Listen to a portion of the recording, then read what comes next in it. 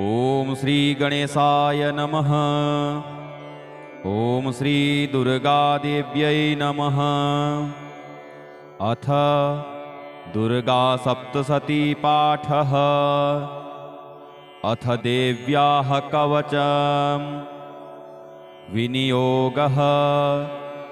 ओम अस्य श्री चण्डीकवचस्य ब्रह्मा ऋषिः अनुष्टुप् छन्दः चामुण्डा देवता अङ्गन्यासोक्तमातरो बीजं दिग्वन्द्देवतास्तत्त्वं श्रीजगदम्बा प्रीत्यर्थे सप्तशती पाठाङ्गत्वेन पाठे विनियोगः। ॐ नमश्चण्डिकायै। मार्कण्डेय उवाच ॐ यद्गुह्यं परमं लोके सर्वरक्षाकरं नृणां यन्य कश्चिच्चिदाख्यातं तन्मे ब्रूहि पितामह। ब्रह्मोवाच अस्ति गुह्यतमं विप्र सर्वभूतोपकारकं देव्यास्तु कवचं पुण्यं तच्छृणुस्व महामुने। प्रथमं शैलपुत्री च द्वितीयं ब्रह्मचारिणी तृतीयं चन्द्रघण्टेति कूष्माण्डेति चतुर्थकं पंचमं स्कन्दमातेति षष्ठं कात्यायनीति च सप्तमं कालरात्रीति महागौरीति चाष्टमं नवमं सिद्धिदात्री च नवदुर्गाः प्रकीर्तिताः। उक्तान्येतानि नामानि ब्रह्मणैव महात्मना। अग्निना दह्यमानस्तु शत्रुमध्ये गतोरणे विषमे दुर्गमे चैव भयार्ताः शरणं गताः न तेषां जायते किञ्चित् अशुभमरणसङ्कटे नापदं तस्य पश्यामि शोकदुःखभयं नहि।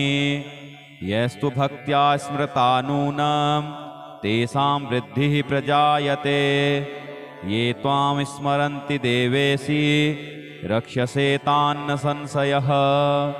प्रेतसंस्था तु चामुण्डा वाराही महिषासना ऐन्द्री गजसमारूढा वैष्णवी गरुडासना माहेश्वरी वृषारूढा कौमारी शिखिवाहना लक्ष्मीः पद्मासना देवी पद्महस्ता हरिप्रिया श्वेतरूपधरा देवी ईश्वरी वृषवाहना ब्राह्मी हंससमारूढा सर्वाभरणभूषिता।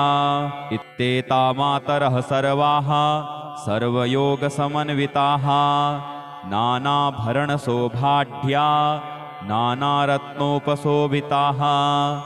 दृश्यन्ते रथमारूढा देव्यः क्रोधसमाकुलाः शङ्खं चक्रं गदां शक्तिं हलं च मुसलायुधं खेटकं तोमरं चैव परशुं पाशमेव च कुन्तायुधं त्रिशूलं च सारङ्गमायुधमुत्तमं दैत्यानां देहनाशाय भक्तानामभयाय च धारयन्त्यायुधानीत्थं देवानां च हिताय वै। नमस्तेस्तु महारौद्रे महाघोरपराक्रमे महाबले महोत्साहे महाभयविनाशिने त्राहि मां देवि दुष्प्रेक्ष्ये शत्रूणां भयवर्धिने।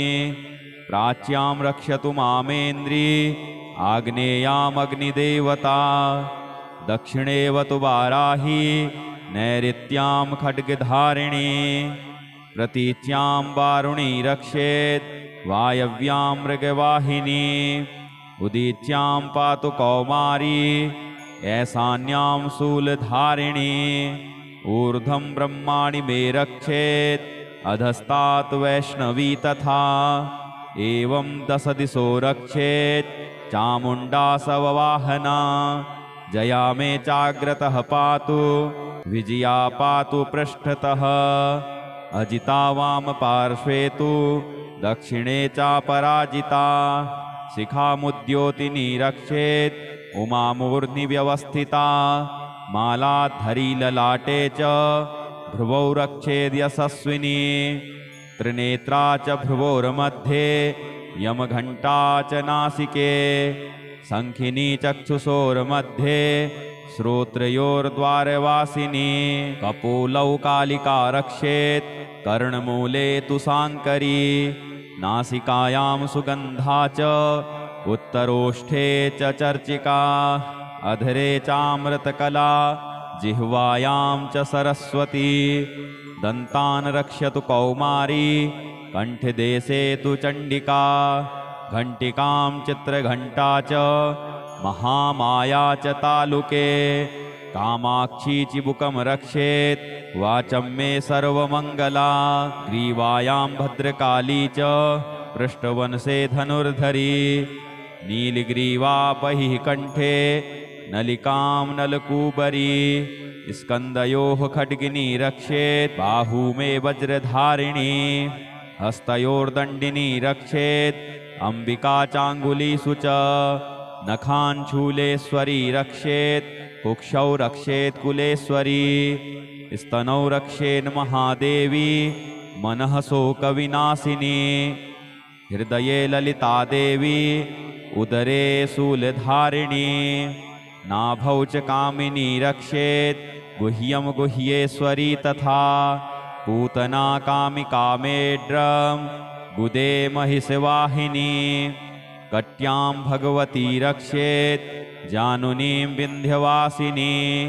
जङ्घे महाबला रक्षेत् सर्वकामप्रदायिनी गुल्फयोर्नारसिंही च पादपृष्ठे तु तेजसी पादाङ्गुलीषु श्रीरक्षेत् पादाधस्थलवासिनी नखान् द्रष्टाकराली च केशांश्चैवोर्ध्वकेशिनी रोमकूपेषु कौबेरी त्वचं वागीश्वरी तथा रक्तमज्जावसामासान् स्थितिमेदांसि पार्वती अन्त्राणि कालरात्रिश्च पित्तं च मुकुटेश्वरी पद्मावती पद्मकोशे कफे चूणामणिस्तथा ज्वालामुखी नखज्वाला मभेद्या सर्वसन्धिषु शुक्रं ब्रह्माणि मे रक्षेत् छायां छत्रेश्वरी तथा अहङ्कारं मनोबुद्धिं रक्षेन्मे धर्मधारिणी प्राणापानौ तथा व्यानम् उदानं च शमानकं वज्रहस्ता च मे रक्षेत् प्राणम कल्याणशोभना रसे रूपे च गन्धे च शब्दे स्पर्शे च योगिनी सत्वं रजस्तमश्चैव रक्षेन्नारायणी सदा आयु रक्षतु वाराही धर्मं रक्षतु वैष्णवी यशः कीर्तिं च लक्ष्मीं च धनं विद्यां च चक्रिणी गोत्रमिन्द्राणि मे रक्षेत् पशून् मे रक्ष चण्डिके पुत्रान् रक्षेन्महालक्ष्मीर्भार्यां रक्षतु भैरवी पन्थानं सुपथा रक्षेन् मार्गं क्षेमकरी तथा राजद्वारे महालक्ष्मीर्विजया सर्वतः स्थिता रक्षाहीनं तु यत् स्थानं वर्जितं कवचेन तु तत्सर्वं रक्ष्य मे देवी जयन्ती पापनाशिनी पद्मेकं न गच्छेतु यदीच्छेच्छुभमात्मनः कवचेनावृतो नित्यं यत्र यत्रैव गच्छति तत्र तत्रार्थलाभश्च विजयः सार्वकामिकः यं यं चिन्तयते कामं तं तं प्राप्नोति निश्चितं परं ऐश्वर्यमतुलं प्राप्स्यते भूतले पुमान् निर्भयो जायते मर्त्यः संग्रामेष्वपराजितः त्रैलोक्ये तु भवेत् पूज्यः कवचेनावृतः पुमान् इदं तु देव्याः कवचं देवानामपि दुर्लभं यः पठेत प्रयतो नित्यं त्रिसन्ध्यं श्रद्धयान्वितः दैवी कला भवेत् तस्य त्रैलोक्येष्वपराजितः जीवेत् वर्षशतं साग्रमपमृत्युविवर्जितः नश्यन्ति व्याधयः सर्वे लूता विस्फोटकादयः स्थावरं जङ्गमं चैव कृत्रिमं चापि यद्विषम् अभिचाराणि सर्वाणि मन्त्रयन्त्राणि भूतले भूचराः खेचराश्चैव जलजाश्चोपदेशिकाः सहजाकुलजामाला डाकिनी साकिनी तथा अन्तरिक्षचरा घोरा डाकिन्यश्च महाबलाः ग्रहभूतपिशाचाश्च यक्षगन्धर्वराक्षसाः ब्रह्मराक्षसवेतालाः कूष्माण्डा भैरवादयः नश्यन्ति दर्शनात् तस्य कवचे हृदि संस्थिते मानोन्नतिर्भवेद्राज्ञस्तेजो वृद्धिकरं परम् यशसा वर्धते सोऽपि कीर्तिमण्डितभूतले जपेत सप्तसतीं चण्डीं कृत्वा तु कवचं पुरा यावद्भूमण्डलं धत्ते सशैलवनकाननं तावत्तिष्ठति मेदिन्यां सन्ततिः पुत्रपौत्रिकी देहान्ते परमं स्थानं यत्सुरैरपि दुर्लभं प्राप्नोति पुरुषो नित्यं महामायाप्रसादतः लभते परमं रूपं शिवेन सह मोदते। ॐ इति श्री देव्याः कवचम्। अथ अर्गलास्तोत्रम् विनियोगः। ॐ अस्य श्री अर्गलास्तोत्रमन्त्रस्य विष्णुरऋषिः अनुष्टुप् छन्दः श्रीमहालक्ष्मीर्देवता श्रीजगदम्बापीतये सप्तसती पाठाङ्गत्वेन पाठे विनियोगः। ॐ नमश्चण्डिकायै। मार्कण्डेय उवाच ॐ जयन्ती मङ्गलाकाली भद्रकाली कपालिनी दुर्गा क्षमा शिवा धात्री स्वाहा स्वधा नमोऽस्तुते। जय त्वं देवी चामुण्डे जय भूतार्तिहारिणी जय सर्वगते देवी कालरात्रि नमोऽस्तुते। मधुकैटभविद्रावी विधात्री वरदे नमः। रूपं देहि जयं देहि यशो देहि दिशो जहि। महिषासुरनिर्नाशी भक्तानां सुखदे नमः। रूपं देहि जयं देहि यशो देहि दिशो जहि। रक्तबीजवधे देवी चण्डमुण्डविनाशिनी रूपं देहि जयं देहि यशो देहि दिशो जहि। शुम्भस्यैव निशुम्भस्य धूम्राक्षस्य च मर्दिनी रूपं देहि जयं देहि यशो देहि दिशो जहि। वन्दिताङ्घ्रियुगे देवी सर्वसौभाग्यदायिनी रूपं देहि जयं देहि यशो देहि दिशो जहि। अचिन्त्यरूपचरिते सर्वशत्रुविनाशिनी रूपं देहि जयं देहि यशो देहि दिशो जहि। न तेभ्यः सर्वदा भक्त्या चण्डिके दुरितापहे रूपं देहि जयं देहि यशो देहि दिशो जहि। स्तुवद्भ्यो भक्तिपूर्वं त्वां चण्डिके व्याधिनाशिनी रूपं देहि जयं देहि यशो देहि दिशो जहि। चण्डिके सततं ये त्वाम् अर्चयन्तीह भक्तितः रूपं देहि जयं देहि यशो देहि दिशो जहि। देहि सौभाग्यमारोग्यं देहि मे परमं सुखं रूपं देहि जयं देहि यशो देहि दिशो जहि। विधेहि द्विषतां नाशं विधेहि बलमुच्चकैः रूपं देहि जयं देहि यशो देहि दिशो जहि। विधेहि देवि कल्याणं विधेहि परमां श्रियं रूपं देहि जयं देहि यशो देहि दिशो जहि। सुरासुरशिरोरत्न निघृष्टचरणेऽम्बिके रूपं देहि जयं देहि यशो देहि दिशो जहि। विद्यावन्तं यशस्वन्तं लक्ष्मीवन्तं जनं कुरु। रूपं देहि जयं देहि यशो देहि दिशो जहि। प्रचंड दैत्य दर्पघ्ने चंडिके प्रणताय मे। रूपं देहि जयं देहि यशो देहि दिशो जहि। चतुर्भुजे चतुर्वक्त्र संस्तुते परमेश्वरी। रूपं देहि जयं देहि यशो देहि दिशो जहि। कृष्णेन संस्तुते देवी सस्वद्भक्त्या सदाम्बिके।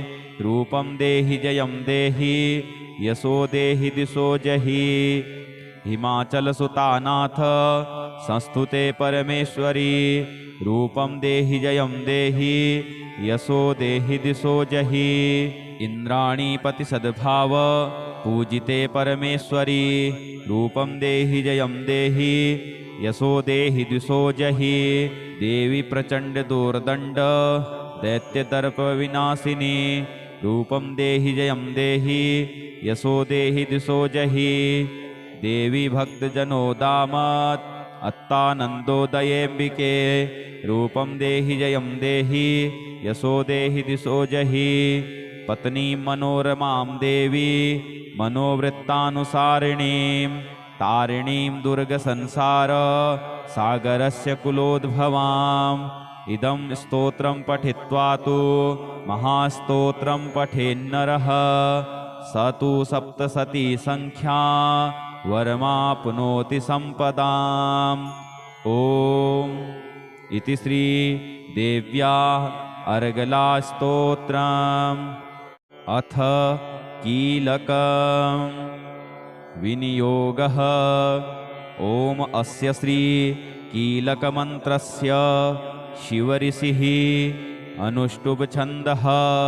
श्री महासरस्वती देवता श्री जगदम्बा प्रीत्यर्थं सप्तशती पाठाङ्गत्वेन पाठे विनियोगः।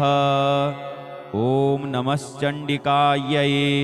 मार्कण्डेय उवाच ओम विशुद्धज्ञानदेहाय त्रिवेदी दिव्यचक्षुषे श्रेयः प्राप्तिनिमित्ताय नमः सोमार्धधारिणे। सर्वमेतद्विजानीयान् मन्त्राणामभिकीलकम् सोऽपि क्षेममवाप्नोति सततं जाप्य तत्परः। सिद्ध्यन्त्विच्चाटनादीनि वस्तूनि सकलान्यपि एतेन स्तुवतां देवी स्तोत्रमात्रेण सिद्ध्यति। न मन्त्रो नौषधं तत्र न किञ्चिदपि विद्यते विना जाप्येन सिद्ध्येत सर्वमुच्चाटनादिकम्। समग्राण्यपि सिद्ध्यन्ति लोकशङ्कामिमां हरः। कृत्वा निमन्त्रयामाश सर्वमेवमिदं शुभम्। स्तोत्रं वै चण्डिकायास्तु तच्च गुप्तं चकारसः। समाप्तिर्न च पुण्यस्य तां यथा वन्नियन्त्रणाम्। सोऽपि क्षेममवाप्नोति सर्वमेवं न संशयः। कृष्णायां वा चतुर्दश्याम् अष्टम्यां वा समाहितः ददाति प्रतिगृह्णाति नान्यथैषा प्रसीदति। इत्थमरूपेण कीलेन महादेवेन कीलितं यो निष्कीलां विधायेनां नित्यं जपति संस्फुटं। ससिद्धः सगणः सोऽपि गन्धर्वो जायते नरः। न चैवाप्ततस्तस्य भयं क्वापीह जायते। नापमृत्युवशं याति मृतो मोक्षमवाप्नुयात्। ज्ञात्वा प्रारभ्य कुर्वीत न कुर्वाणो विनश्यति। ततो ज्ञात्वैव सम्पन्नम् इदं प्रारभ्यते बुधैः। सौभाग्यादि च यत्किञ्चित् दृश्यते ललनाजने तत्सर्वं तत्प्रसादेन तेन जाप्यमिदं शुभम्। शनैस्तु जप्यमानेऽस्मिन् स्तोत्रे सम्पत्तिरुच्चकैः।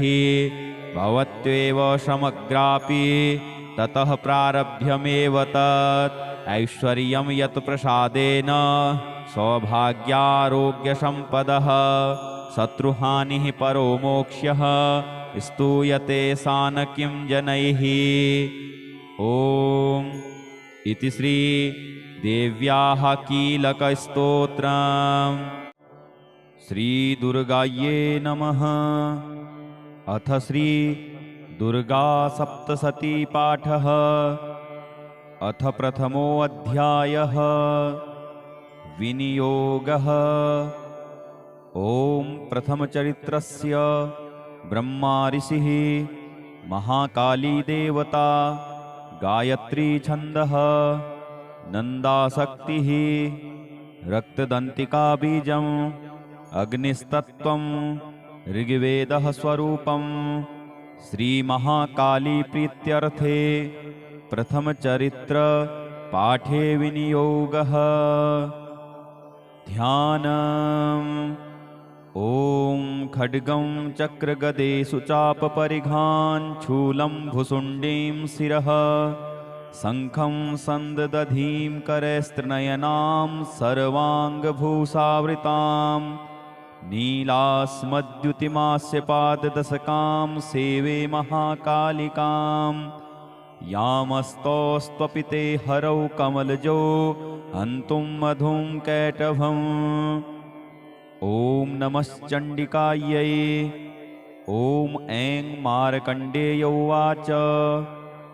सावर्णिः सूर्यतनयो यो मनुः कथ्यतेष्टमः निशामय तदुत्पत्तिं विस्तरादगदतो मम महामायानुभावेन यथा मन्वन्तराधिपः स बभूव महाभागः सावर्णिस्तनयोरवेः स्वारोचिषेऽन्तरे पूर्वं चैत्रवंशसमुद्भवः सुरथो नाम राजाभूत् समस्ते क्षितिमण्डले तस्य पालयतः सम्यक् प्रजाः पुत्राणि वोरसान् बभूवुः शत्रवो भूपाः कोला विध्वंसिनस्तदा तस्य तैर्भवति युद्धम् अतिप्रबलदण्डिनः न्यूनैरपि स तैर्युद्धे कोला विध्वंसिभिर्जितः ततः स्वपुरमायातो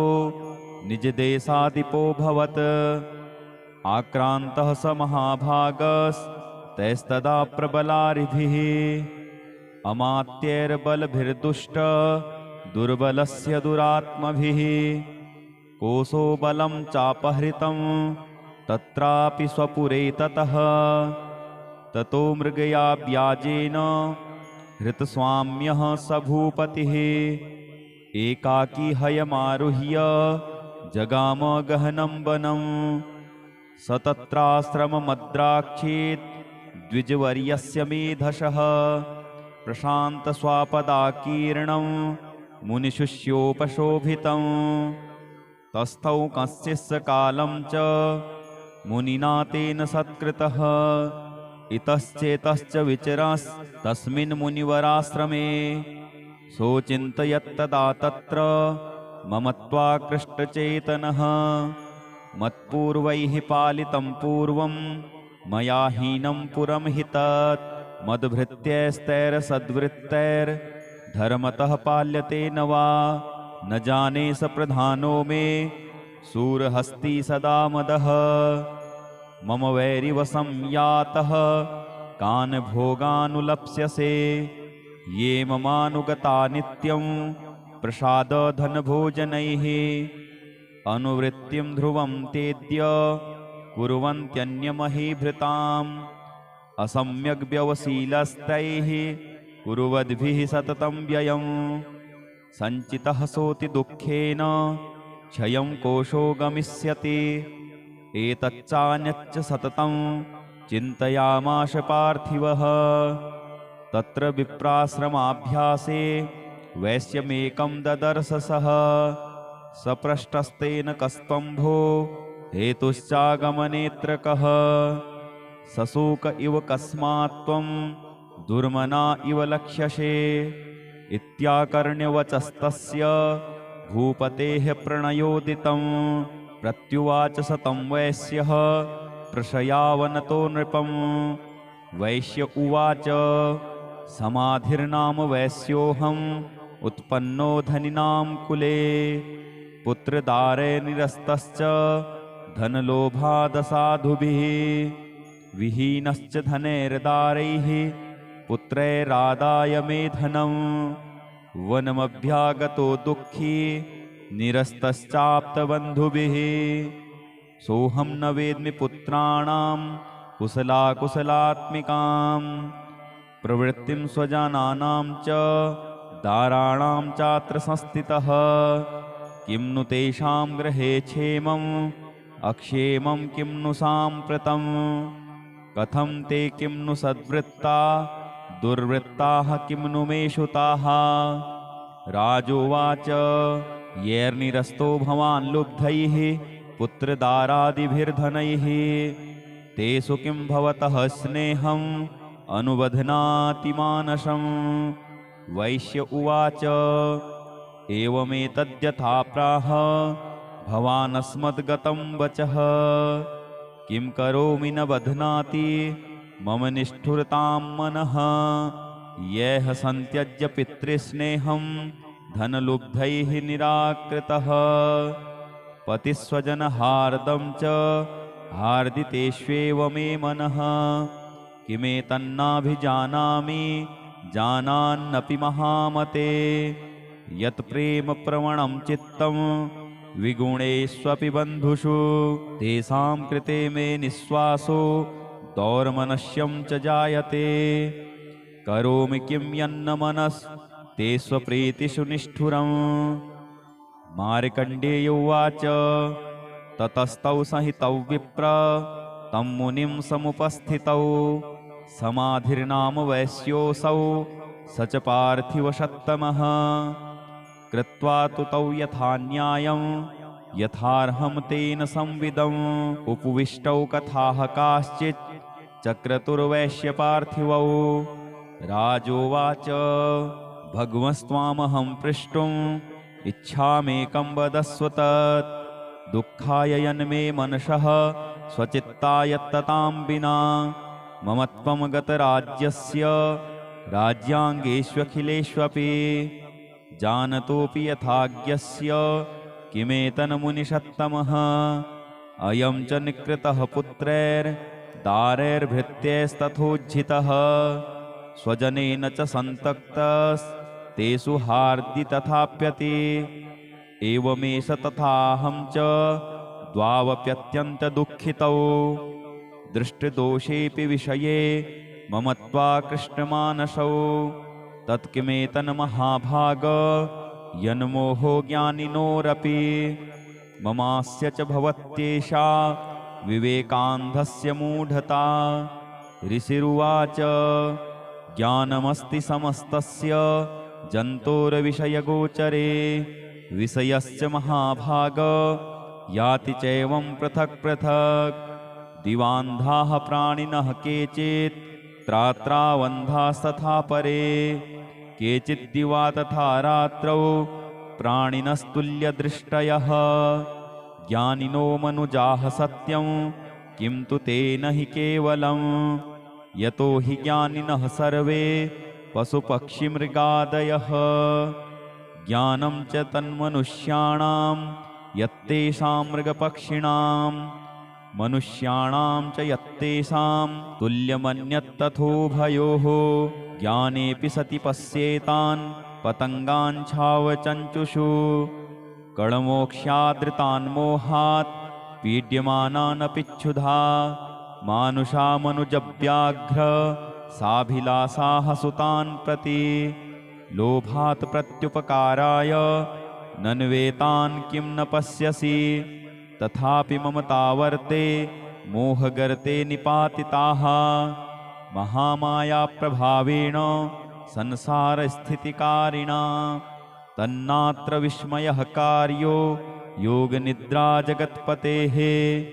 महामोया हरेश्चैषा तया सम्मोह्यते जगत्। ज्ञानिनामपि चेतांसि देवी भगवती हि सा। बलादाकृष्य मोहाय महामाया प्रयच्छति तया विसृज्यते विश्वं जगते तच्चराचरं शैसा प्रसन्ना वरदा नृणां भवति मुक्तये सा विद्या परमा मुक्तेर्हेतुभूता सनातनी संसारबन्धुहेतुश्च सैव सर्वेश्वरेश्वरी। राजोवाच भगवन् काहि सा देवी महामायेति यां भवान् ब्रवीति कथमुत्पन्ना सा कर्मास्यास्य किं द्विज यत्प्रभावा च सा देवी यत्स्वरूपा यदुद्भवा तत्सर्वं श्रोतुमिच्छामि त्वत्तो ब्रह्मविदां वर। ऋषिरुवाच नित्येव सा जगन्मूर्तिस्तया सर्वमिदं ततं तथापि तत्समुत्पत्तिर्बहुधा श्रूयतां मम देवानां कार्यसिद्ध्यर्थ माविर्भवति सा यदा उत्पन्नेति तदा लोके सा नित्याप्यभिधीयते योगनिद्रां यदा विष्णुर्जगत्ते कारणविकृते आस्तीर्यशेषमभजत् कल्पान्ते भगवान् प्रभुः तदा द्वावसुरौ घोरौ विख्यातौ मधुकैटभौ विष्णुकर्णमलोद्भूतौ हन्तुं ब्रह्माणमुद्यतौ सनाभिकमले विष्णोः स्थितो ब्रह्मा प्रजापतिः दृष्ट्वा तावसुरौ चोग्नौ प्रसुप्तं च जनार्दनं तुष्टावयोगनिद्रां तामेकाग्रहृदयस्थितः विबोधनार्थाय हरिनेत्रकृतालयां विश्वेश्वरीं जगद्धात्रीं स्थितिसंहारकारिणीं निद्रां भगवतीं विष्णो रतुलां तेजसः प्रभुः।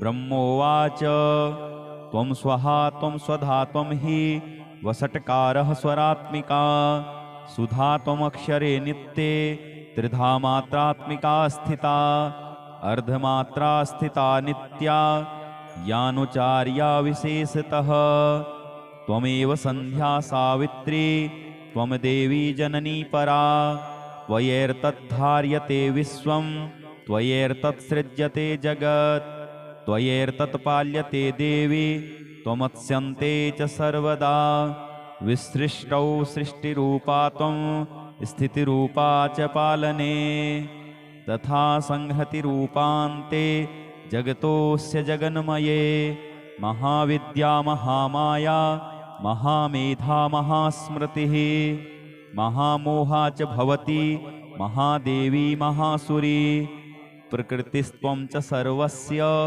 गुणत्रयविभाविनी कालरात्रिर्महारात्रिर्मोहरात्रिश्च दारुणा त्वं श्री त्वमीश्वरी त्वं ह्रीस् त्वं बुद्धिर्बोधलक्षणा लज्जापुष्टिस्तथा तुष्टिस्त्वं शान्तिः शान्तिरेव च खड्गिनी शूलिनी घोरा गदिनी चक्रिणी तथा शङ्खिनी चापिनी बाण भुजुण्डी परिघायुधा सौम्या सौम्यतरा शेषा सौम्येभ्यस्त्वति सुन्दरी परापराणां परमा त्वमेव परमेश्वरी यच्च किञ्चित् क्वचिद् वस्तु सदसद्वाखिलात्मिके तस्य सर्वस्य या शक्तिः सा त्वं किं स्तूयसे तदा यया त्वया जगत् सृष्टा जगत्पात्यति यो जगत् शोपनिद्रावशं नीतः कस्त्वां स्तोतुमिहेश्वरः विष्णुः शरीरग्रहणम्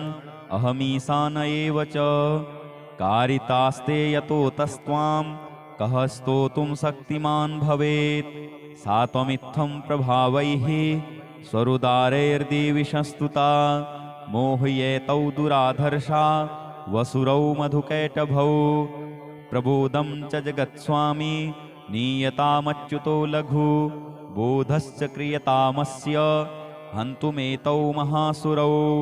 ऋषिरुवाच एवं स्तुता तदा देवी तामसी तत्र वेधसा विष्णोः प्रबोधनार्थाय निहन्तुं मधुकैटभौ नेत्रास्य नासिका बाहु हृदयेभ्यस्तथो रसः निर्गम्य दर्शने तस्थौ ब्रह्मणो व्यक्तजन्मनः उत्तस्थौ च जगन्नाथस्तया मुक्तो जनार्दनः एकार्णवे हि स यन्नात्त ततः स ददृशे च तौ मधुकैटभौ दुरात्माना वतिवीर्यपराक्रमौ क्रोधरक्ते छडावत्तुं ब्रह्माणं जनितोद्यमौ समुत्थाय ततस्ताभ्यां युयुधे भगवान् हरिः पञ्चवर्षसहस्राणि बाहुप्रहरणो विभुः तावप्यतिबलोन्मत्तौ महामायाविमोहितौ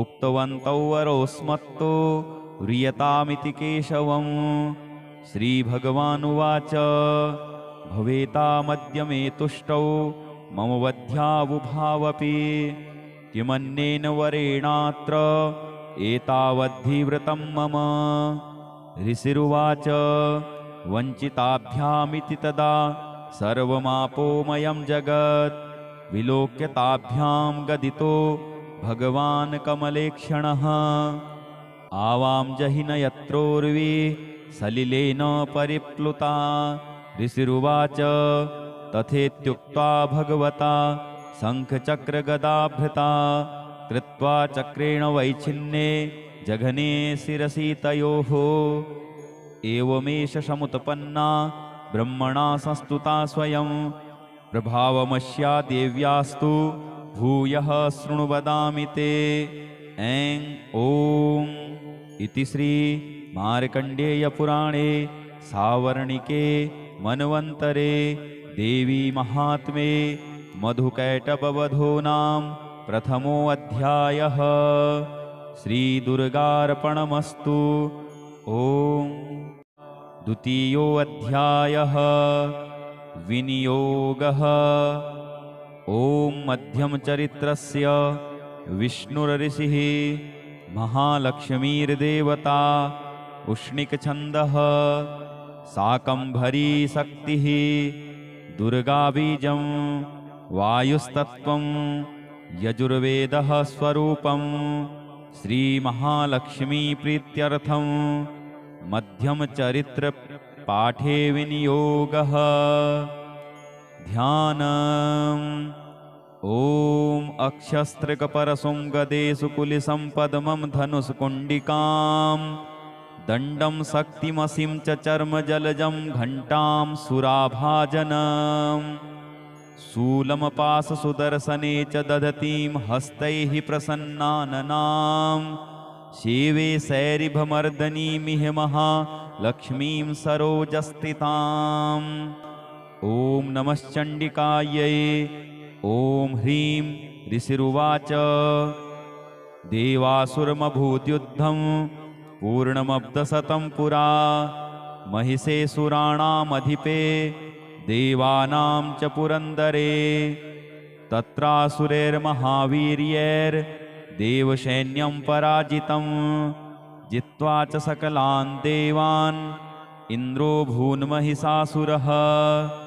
ततः पराजिता देवाः पद्मयोनिं प्रजापतिं पुरस्कृत्य गतास्तत्र यत्रेष गरुडध्वजौ यथावृतं तयोस्तद्वन् महिषासुरचेष्टितं त्रिदशाः कथयामासुरदेवाभिभवविस्तरं सूर्येन्द्राग्निलेन्दूनां यमस्य वरुणस्य च अन्येषां चाधिकारांश स्वयमेवाधितिष्ठति स्वर्गा निराकृताः सर्वे तेन देवगणा भुवि विचरन्ति यथा मर्त्या महिषेण दुरात्मना एतद्वः कथितं सर्वम् अमरारिविचेष्टितं शरणं वः प्रपन्नाः स्मो वधस्तस्य विचिन्त्यताम्।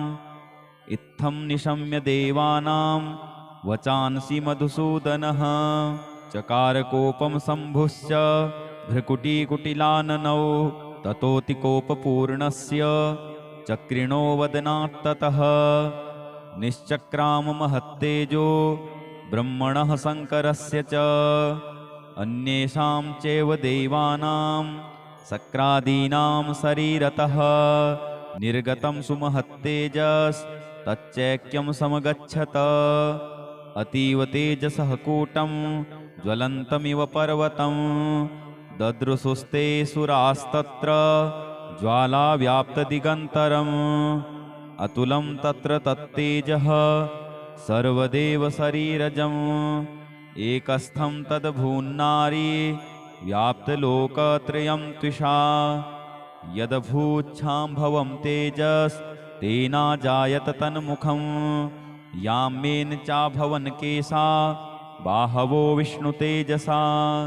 सौम्येन स्तनयोर्युग्मं मध्यमचैन्द्रेण चाभवत् वारुणेन च जङ्घोरु नितम्बस्तेजसा भुवः।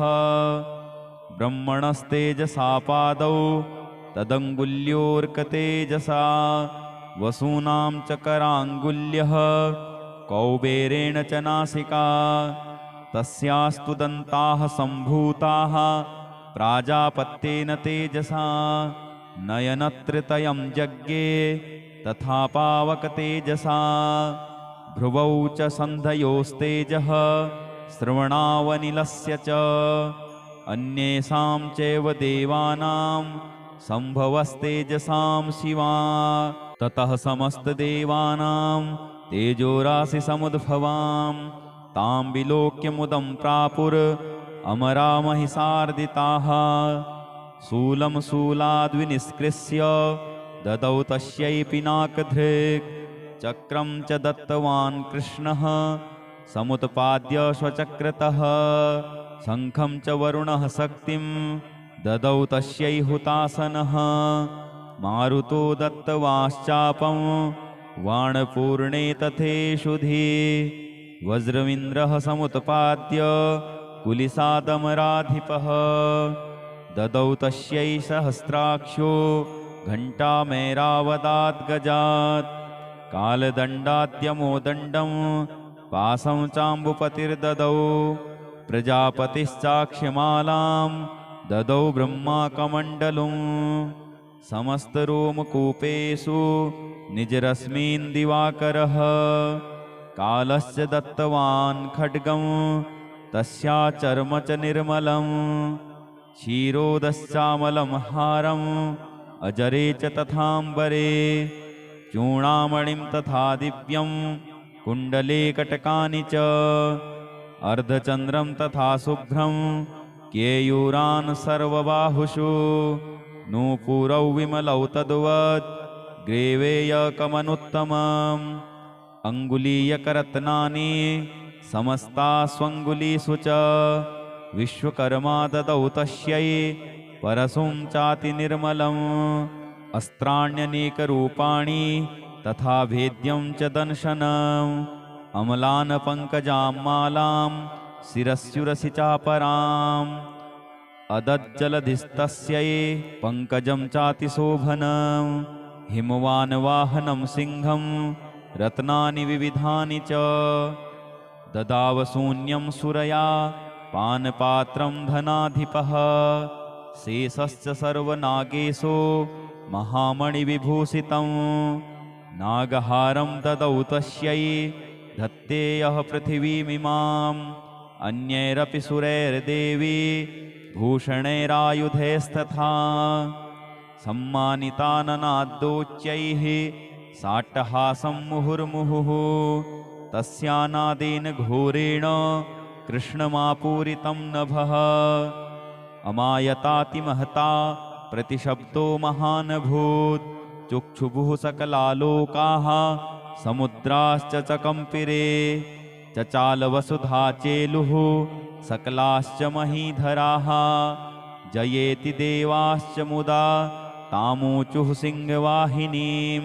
तुष्टुवुर्मुनयश्चैनां भक्तिनम्रात्ममूर्तयः। दृष्ट्वा समस्तं संक्षुब्धं त्रैलोक्यममरारयः। सन्नद्धाखिलसैन्यास्ते समुत्तस्तुरुदायुधाः। आह किमेतदिति क्रोधादाभाष्य महिषासुरः। अभ्यधावत तं शब्दम् अशेषैरसुरैर्वृतः। सददर्श ततौ देवीं व्याप्तलोकत्रयां त्विषा पादाक्रान्त्यानतभुवं किरीटोल्लिखिताम्बरां क्षोभिताशेषपातालां धनुर्जानिः स्वनेन तां दिशो भुजसहस्रेण समन्ताद्व्याप्य संस्थितां ततः प्रववृते युद्धं तया देव्या सुरद्विषां शस्त्रास्त्रैर्बहुधा मुक्तैरादीपितदिगन्तरं महिषासुरसेनानी चिक्षुराख्यो महासुरः युयुधे चामरश्चान्यैश्चतुरङ्गबलान्वितः रथानामयुतैः षड्भिः उद्ग्राख्यो महासुरः अयुध्यतायुतानां च सहस्रेण महाहनुः पञ्चाशद्भिश्च नियुतैरसिलोमा महासुरः अयुतानां शतैः षड्भिर्वास्कलो युयुधेरणे गजवाजिसहस्रोघैरनेकैः परिवारितः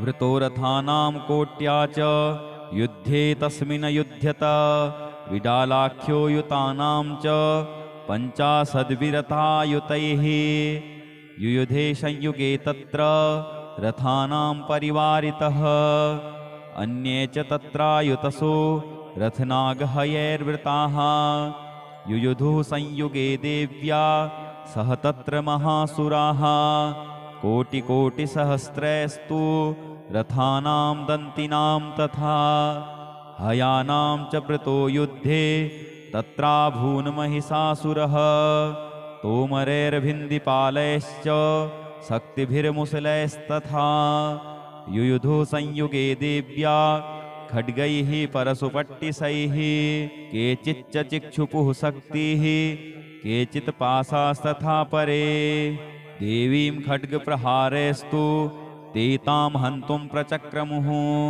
सापि देवी ततस्तानि शस्त्राण्यस्त्राणि चण्डिका लीलयैव प्रचिच्छेद निजशस्त्रास्त्रवर्षिणी अनायस्तानना देवी स्तूयमानासुरर्षिभिः मुमोचासुरदेहेषु शस्त्राण्यस्त्राणि चेश्वरी सोऽपि क्रुद्धो धुतसटो देव्या वाहनकेसरी चचारासुरसैन्येषु वनेष्विव हुतासनः निःश्वासान् मुमुचेयांश्च युध्यमानारणेऽम्बिका त एव सद्यः सम्भूता गणाः शतसहस्रशः युयुधुस्ते परशुभिर्भिन्धिपालासिपट्टिसैः नाशयन्तो सुरगणान् देवी शक्त्युपबृंहिताः अवादयन्तपटहान् गणाः शङ्खास्तथा परे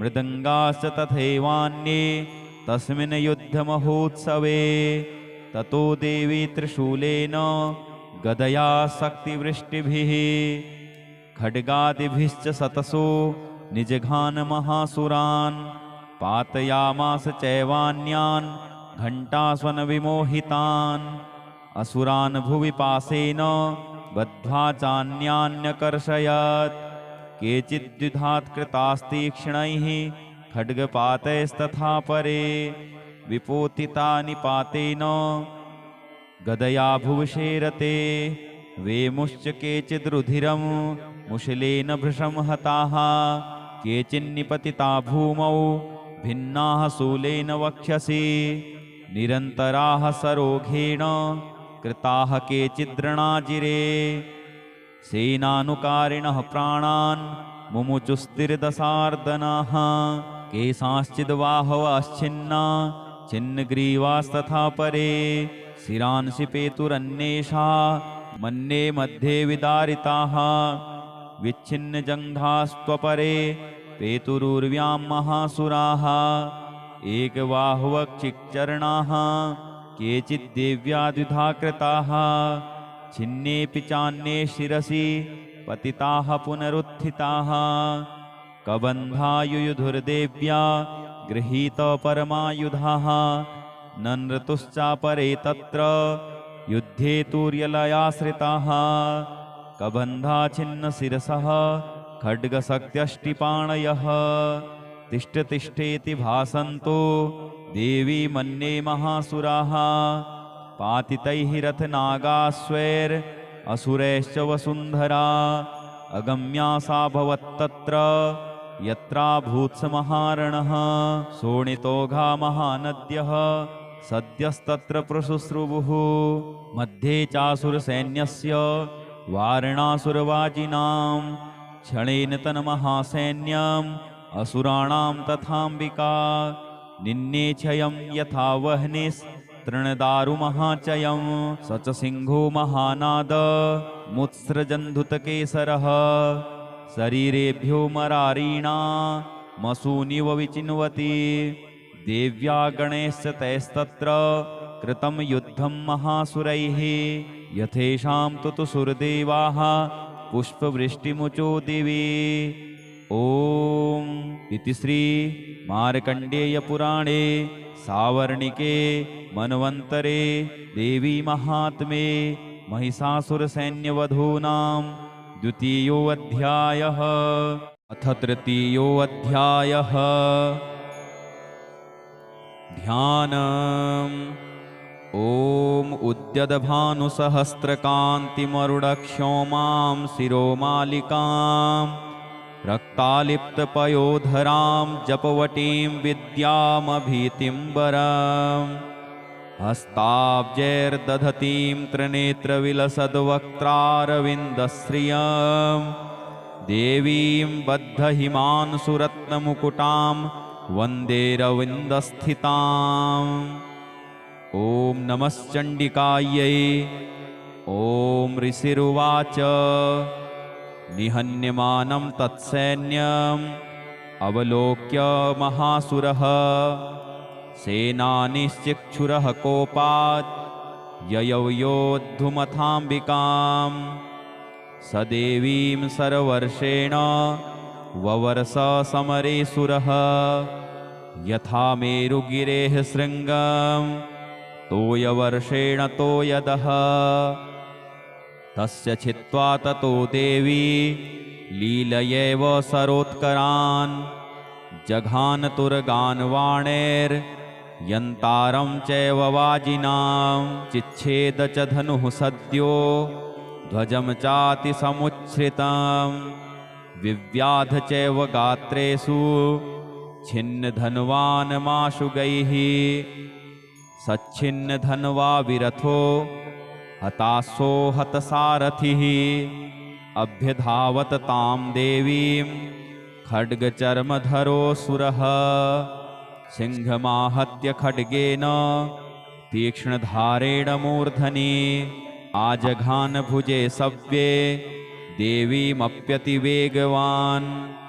तस्याः खड्गो भुजं प्राप्य पफाल नृपनन्दन ततो जग्राह शूलं स कोपादरुणलोचनः चिक्षेप च ततस्तत्तु भद्रकाल्यां महासुरः जाज्वल्यमानं तेजोभिरविबिम्बमिवाम्बरात् दृष्ट्वा तदा पतच्छूलं देवी शूलममुञ्चत तच्छूलं शतधातेन नीतं स च महासुरः हते तस्मिन् महावीर्ये महिषस्य चमूपतौ आजगाम गजारूढश्चामरस्त्रिदशार्दनः सोऽपि शक्तिं मुमोचाथ देव्यास्तामम्बिकाद्रुतं हुङ्काराभिहिता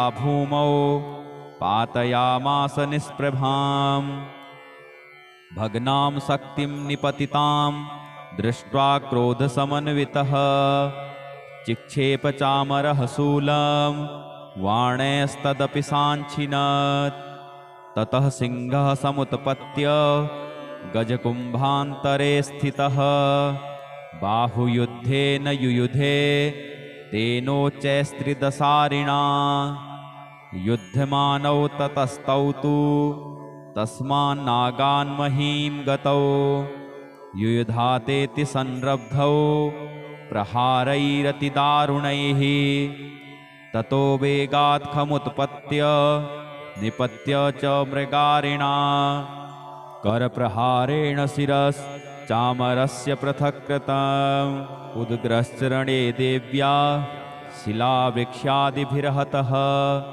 दन्तमुष्टितलैश्चैव करालश्च निपातितः देवी क्रुद्धा गदापातैर्चूर्णयामास चोद्धतं वास्कलं भिन्दिपालेन वाणैस्ताम्रं तथान्धकम् उग्रास्यमुग्रवीर्यं च तथैव च महाहनुं त्रिनेत्रा च त्रिशूलेन जघान परमेश्वरी विडालस्यासिनाकायात्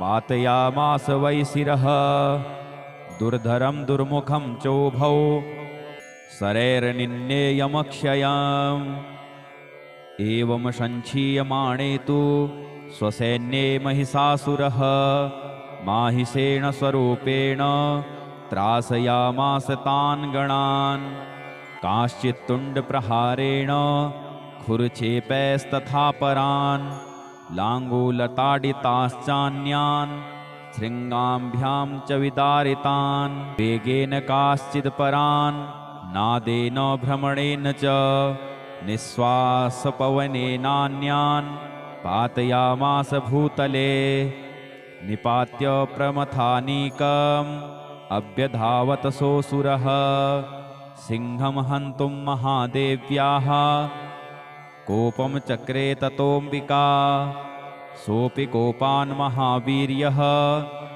खुरचूर्णमहीतलः शृङ्गाभ्यां पर्वतानुश्चाश्चिक्षेपचननाद च वेगभ्रमणविक्षुण्णा महीतस्य व्यसीर्यत लाङ्गूलेनाहतश्चाब्धिः प्लावयामास सर्वतः धृतशृङ्गविभिन्नाश्च खण्डं खण्डं युयुर्घनाः श्वासानिलास्ताः सतसो निपेतुर्नभसोचलाः इति क्रोधसमाधमातम् आपतन्तं महासुरं दृष्ट्वा सा चण्डिका कोपं तद्वधाय तदाकरोत् सा क्षिप्त्वा तस्य वैपासं तं बबन्ध महासुरं तत्याज्य माहिषं सोऽपि वृद्धो महामृधे ततः सिंहो भवत्सद्यो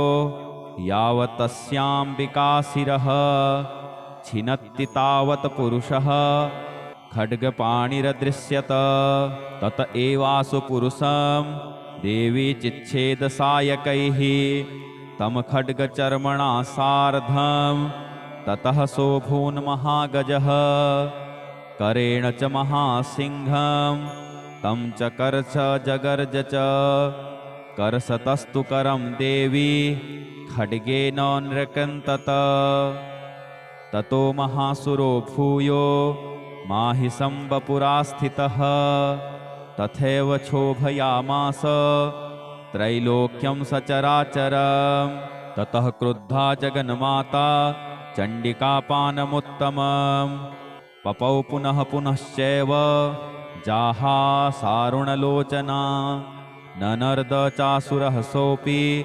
बलवीर्यमदोद्धतः विषाणाभ्यां च चिक्षेप चण्डिकां प्रतिभूधरान् सा च तान् प्रहितास्तेन चूर्णयन्ति सरोत्करैः उवाच तं मदोद्धूत मुखरागाकुलाक्षरम् देव्योवाच गर्ज गर्ज क्षणं मूढ मधु यावत् पिबाम्यहं मया त्वयि हतेऽत्रैव गर्जिष्यन्त्यासु देवताः ऋषिरुवाच एवमुक्त्वा समुत्पत्य सारूढा तं महासुरं पादेनाक्रम्य कण्ठे च शूलेनैनमताडयत् ततः सोऽपि पदाक्रान्तस्तया निजमुखात् ततः अर्धनिष्क्रान्त एवासीत् देव्या वीर्येण संवृतः अर्धनिष्क्रान्त एवासौ युध्यमानो महासुरः तया महासिना देव्या शिरश्छित्त्वा निपातितः ततो हाहाकृतं सर्वं दैत्यसैन्यं ननासतत्। प्रहर्षं च परं जग्मुः सकला देवतागणाः। तुष्टुवुस्तां सुरा देवीं सह दिव्यैर्महर्षिभिः। जगुर्गन्धर्वपतयो ननृतुश्चाप्सरो गणाः। ॐ जय जय श्री मार्कण्डेय पुराणे सावर्णिके मन्वन्तरे देवी माहात्म्ये महिषासुरवधो नाम तृतीयोऽध्यायः। श्रीजगदम्बार्पणमस्तु। ॐ अथ चतुर्थोऽध्यायः। ध्यानम्। ॐ कालाभ्राभां कटाक्षैररिकुलभयदां मौलिबद्धेन्दुरेखां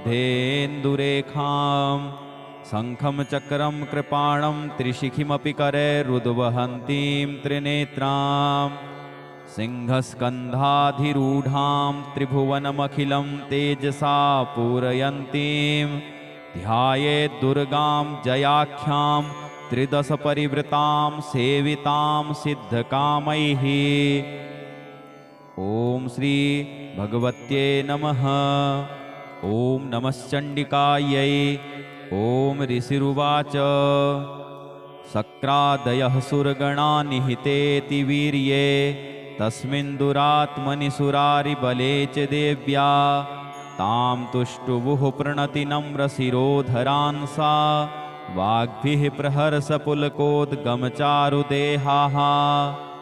देव्या यया तदमिदं जगदात्मशक्त्या निःशेषदेवगणशक्तिसमूहमूर्त्या तामम्बिकामखिलदेवमहर्षिपूज्यां भक्त्या नताः स्म विदधातु शुभानिशानः।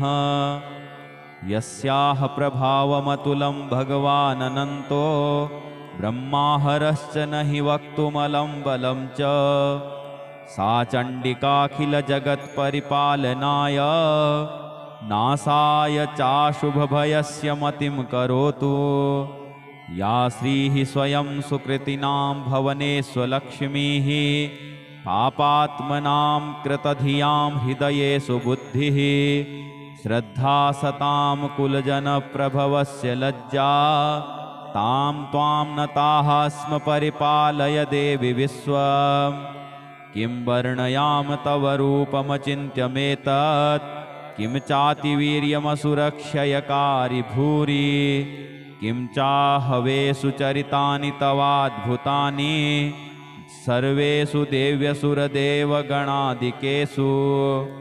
हेतुः समस्तजगतां त्रिगुणापि दोषैर्न ज्ञायसे हरिहरादिभिरप्यपारा सर्वाश्रयाखिलमिदं जगदंशभूतम् अव्याकृता हि परमा प्रकृतिस्त्वमाद्या। यस्याः समस्तसुरता समुदीरणेन तृप्तिं प्रयाति सकलेषु मखेषु देवी। स्वाहा शिवै पितृगणस्य च तृप्तिहेतुर् उच्चार्यसे त्वमत एव जनैः स्वधा च। या मुक्तिहेतुरविचिन्त्य महाव्रता त्वम् अभ्यस्यसे सुनियतेन्द्रियतत्त्वस्वारैः मोक्षार्थिभिर्मुनिभिरस्तसमस्तदोषैर्विद्यासि सा भगवती परमा हि देवी। शब्दात्मिका सुविमलर्घ्यजुषां निधान मुद्गीतरम्यपदपाठवतां च साम्नां देवी त्रयी भगवती भवभावनाय वार्ता च सर्वजगतां परमार्तिहन्त्री। मेधासि देवी विदिताखिलशास्त्रसारा दुर्गासि दुर्गभवसागरनौरसङ्गा। श्रीः कैटभारिहृदयैककृताधिवासा गौरी त्वमेव शशिमौलिकृतप्रतिष्ठा।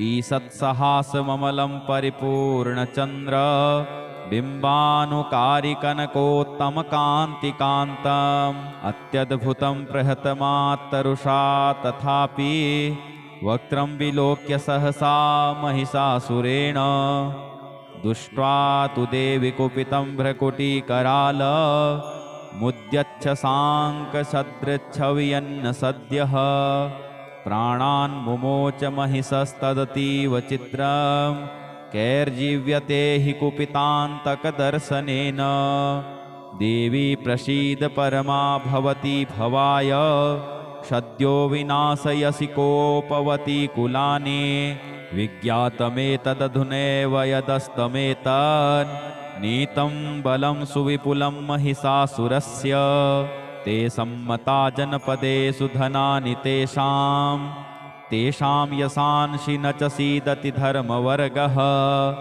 धन्यास्त एव निभृतात्मजभृत्यदारा येषां सदाभ्युदयदा भवति प्रसन्ना धर्म्याणि देवि सकलानि सदैव कर्मा ण्यत्यादृतः प्रतिदिनं सुकृती करोति स्वर्गं प्रयाति च ततो भवति प्रसादा लोकत्रयेऽपि फलदा ननु देवि तेन दुर्गे स्मृता हरसि भीतिमशेषजन्तोः स्वस्थैः स्मृता मतिमतेव शुभां ददासि दारिद्र्यदुःखभयहारिणि का त्वदन्या सर्वोपकारकरणाय सदार्धचित्ता एभिर्हतैर्जगदुपैति सुखं तथैते कुर्वन्तु नाम नरकाय चिराय पापम् सङ्ग्राममृत्युमधिगम्य दिवं प्रयान्तु मत्वेति नूनमहितान् विनिहंसि देवी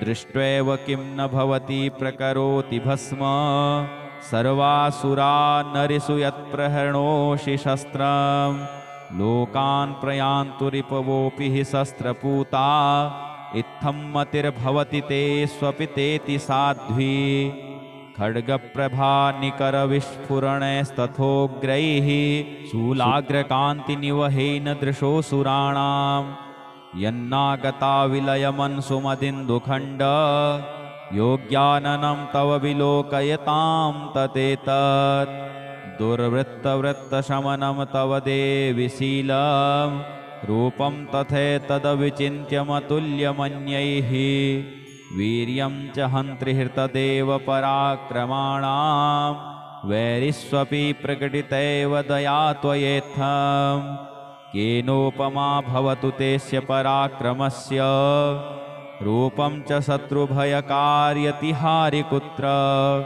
चित्ते कृपा समरनिष्ठुरता च दृष्ट्वा त्वय्येव देवि वरदे भुवनत्रयेऽपि त्रैलोक्यमेतदखिलं रिपुनाशनेन त्रातं त्वया समरमूर्धनि तेऽपि हत्वा नीता दिवं रिपुगणाभयमप्यपास्त मस्माकमुन्मदसुरारिभवं नमस्ते शूलेन पाहि नो देवी पाहि खड्गेन चाम्बिके घण्टास्वनेन नः पाहि चापज्यानिः स्वनेन च प्राच्यां रक्ष प्रतीच्या च चण्डिके रक्ष दक्षिणे ब्राह्मणेनात्मशूलस्य उत्तरस्यां तथेश्वरी सौम्यानि यानि रूपाणि त्रैलोके विचिरन्ति ते यानि चात्यर्थघोराणि तैरक्षाश्मास्तथा भुवम्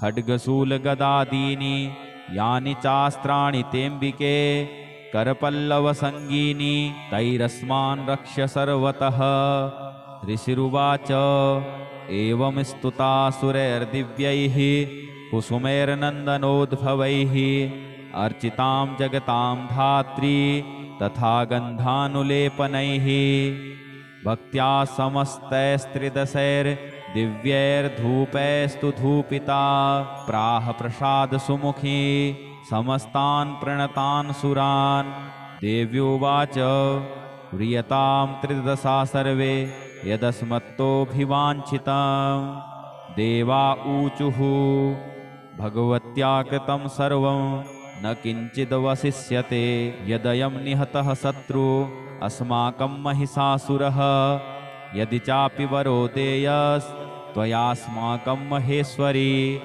संस्मृता त्वं नो हिंसेथाः परमापदः यश्च मर्त्यः स्तवैर्भिस्त्वां स्तोष्यत्यमलानने तस्य वित्तर्धिविभवैर्धनदारादिसम्पदां वृद्धये स्म प्रसन्नात्वं भवेथाः सर्वदाम्बिके। ऋषिरुवाच इति प्रसादिता देवैर्जगतोऽर्थे तथात्मनः तथेत्युक्ता भद्रकाली बभूवान्तर्हिता नृप। इत्येतत् कथितं भूप सम्भूता सा यथा पुरा देवी देवशरीरेभ्यो जगत्त्रयहितैषिणी। पुनश्च गौरी देहात् सा समुद्भूता यथाभवत् वधाय दुष्टदैत्यानां तथा शुम्भनिशुम्भयोः रक्षणाय च लोकानां देवानामुपकारिणी। तच्छृणुस्व मया ख्यातं यथावत् कथयामि ते। ह्रीं ॐ जय जय श्री मार्कण्डेय पुराणे सावर्णिके मन्वन्तरे देवी महात्म्ये सक्रादिस्तुतिर्नाम चतुर्थोऽध्यायः। श्री जगदम्बार्पणमस्तु। ॐ अथ सिद्धकुञ्जिका स्तोत्रम्। शिव उवाच शृणु देवि प्रवक्ष्यामि कुञ्जिका स्तोत्रमुत्तमम् येन मन्त्रप्रभावेण चण्डी जापः शुभो भवेत्। न कवचं नार्गलास्तोत्रं कीलकं न रहस्यकं न सूक्तं नापि ध्यानं च न न्यासो न च वार्चनं। कुञ्जिका पाठमात्रेण दुर्गा पाठफलं लभेत्। अतिगुह्यतरं देवी देवानामपि दुर्लभम् गोपनीयं प्रयत्नेन स्वयोनिरिव पार्वती। मारणं मोहनं वश्यं स्तम्भनोच्चाटनादिकं पाठमात्रेण संसिद्धेत् कुञ्जिका स्तोत्रमुत्तमम्। ॐ ऐं ह्रीं क्लीं चामुण्डायै विच्चे। ॐ ग्लौं हुं क्लीं जूं सः ज्वालय ज्वालय ज्वल ज्वल प्रज्वल प्रज्वल। ऐं ह्रीं क्लीं चामुण्डायै विच्चे ज्वल हं सं लं छं फट् स्वाहा। नमस्ते रुद्ररूपिण्ये नमस्ते मधुमर्दिने नमः कैटभहारिण्ये नमस्ते महिषार्दिने नमस्ते शुम्भहन्त्रे च निशुम्भासुरघातिने। जाग्रतं हि महादेवी जपं सिद्धं कुरुस्व मे। ऐङ्कारी सृष्टिरूपायै ह्रीङ्कारी प्रतिपालिका क्लीङ्कारी कामरूपिण्यै बीजरूपे नमोऽस्तु ते। चामुण्डा चण्डघाती च येकारी वरदायिनी विच्छेचाभयदा नित्यं नमस्ते मन्त्ररूपिणी। धां धीं धूं धूर्जटेः पत्नी वां वीं वूं वागीश्वरी। क्रां क्रीं क्रूं कालिका देवी सां सीं सूं मे शुभं कुरु। हुं हुं हुंकाररूपिण्यै जं जं जं जम्भनादिनी। भ्रां भ्रीं भ्रूं भैरवी भद्रे भवान्यै ते नमो नमः। अं कं चं तं तं पं यं सं वीं दूं ऐं वीं हं छं। धिजाग्रं धिजाग्रं त्रोटय त्रोटय दीप्तं कुरु कुरु स्वाहा। पां पीं पूं पार्वती पूर्णा खां खीं खूं खेचरी तथा। सां सीं सूं सप्तसती देव्या मन्त्रसिद्धिं कुरुस्व मे। इदं तु कुञ्जिका स्तोत्रं मन्त्रजागर्ति हेतवे। अभक्तेनैव दातव्यं गोपितं रक्ष्य पार्वती। यस्तु कुञ्जिकया देवी हीनां सप्तसतीं पठेत् न तस्य जायते सिद्धिररण्ये रोदनं यथा। इति श्री रुद्रयामले गौरीतन्त्रे शिवपार्वती संवादे कुञ्जिका स्तोत्रम्। श्रीजगदम्बार्पणमस्तु। ॐ